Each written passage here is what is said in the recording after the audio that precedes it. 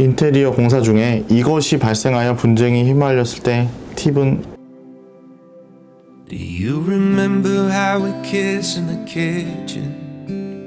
As the coffee 네, 안녕하세요. 신경철 변호사입니다. 오늘은 인테리어 분쟁에 대해서 이야기해 보도록 하겠습니다.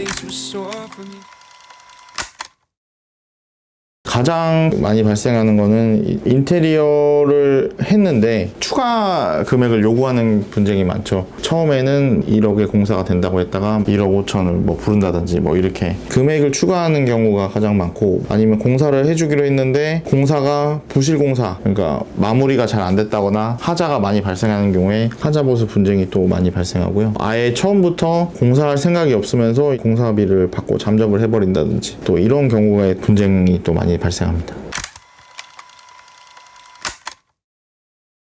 일단은 인테리어 분쟁에서 이제 가장 중요한 건 계약서죠. 그래서 그 공사 계약서에 나와 있는 내용대로 이제 공사를 해주면 그 금액만 지급을 하면 되는 것이 맞습니다. 그런데 추가 공사를 추가 비용이 발생했다고 얘기를 하면서 구두로 어느 정도 합의가 됐다든지 이런 경우에는 또 상대방이 증거를 제출하면 인정될 소지도 있거든요. 그래서 추가 공사비를 지급하냐는 거는 당연히 계약서에 있는 금액만 지급하고 공사만 해야 되지만 중간에 또 협의를 할 수 있는 거니까 협의가 됐다면 협의에 따르면 될 것이고, 협의가 되지 않으면 민사소송을 통해서 절차를 해결하는 것이 가장 좋습니다. 손해가 있다면 손해배상 청구를 해야 되는데 원고한테 입증 책임이 있습니다. 그래서 내가 가게를 일찍 예정대로 시장을 했더라면 얼마 매출이 있을지 이제 이런 부분을 입증을 해야 되는데 그런 게 또 쉽지 않아서 처음에 계약을 할 때 지체상금이라고 하거든요. 공기가 늦을 때 어느 정도 배상을 한다, 이런 부분을 정해 놓으면 좋습니다. 그래서 지체상금 같은 것도 처음에 계약할 때 미리 정해 놓으시는 게 좋습니다.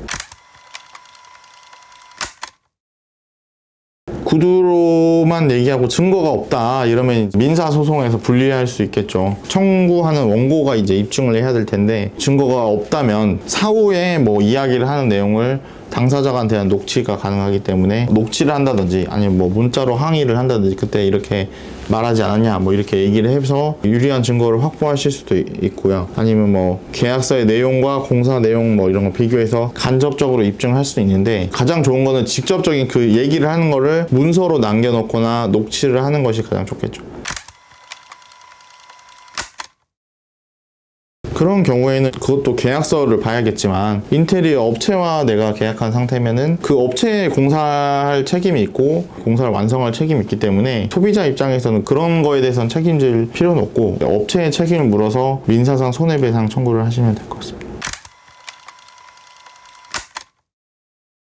인테리어 때문에 분쟁이 많으신데 형사고소를 또 많이 생각하실 텐데, 사기죄로 고소를 하시려면 거의 이제 공사를 처음부터 하지 않을 목적으로 이제 속인 다음에 공사비를 받고 공사를 아예 안 하고 이제 이런 경우가 고소가 가능하고, 보통은 이제 공사가 끝나야 돈을 지급을 하니까 보통은 민사적으로 분쟁을 해결을 하실 텐데, 민사 분쟁에서 가장 중요한 거는 증거입니다. 그래서 계약서 잘 작성하시고 또 중요한 대화나 뭐 문자 같은 거는 항상 증거로 남겨 놓으시기를 부탁드리겠습니다. 감사합니다. 네, 변호사님 이제 영상 다 찍으신 것 같은데 이후 일정은 어떻게 되시나요?